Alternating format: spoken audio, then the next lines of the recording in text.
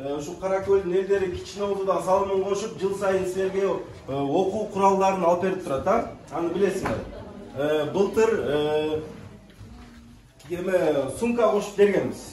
Быйыл сумка жок. Былтыркыларды көтөргүлө. Ошондо биз 2 жылда бир жолу сумка алып беребиз да. Ошон үчүн бир жылда айырып койбой, жаштан калып колдонуу 2 жылдык. Быйыл только ушул тетрадь, ручка, карандаш керектүү нерселерди алдык буюрса, бардыңарды ушул окуу жылына ийгилик каалайм.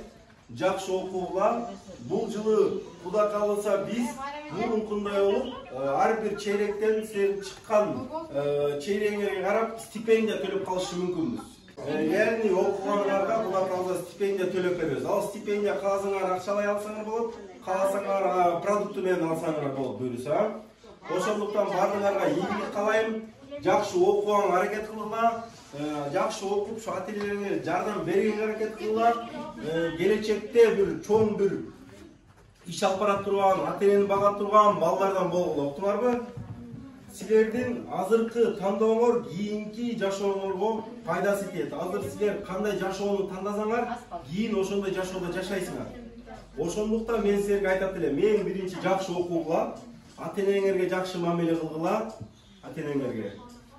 Жана намаз окуугула. Ата-энеңерди сыйлагыла, туңарбы? Намаз окусаңар, анан Кудайдан суразаңар, Кудай силерге берет. Силер анткени жашсыңар, да астында көп нерсе бар.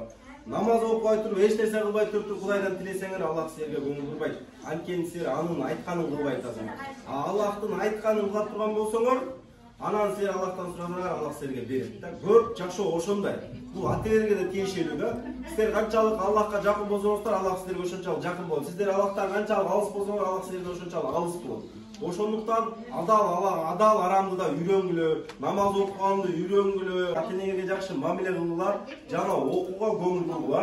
Жакшы окусаңар, келечегиңерге аябай жакшы пайдасын тиет. Мына Куда кааласа, Кара Көл эли менен кичине болсо дагы колубуздан келген жардамыбызды берейин деп даярданып, камданып силерди чакырдык. Куда кылса азыр каратабыз.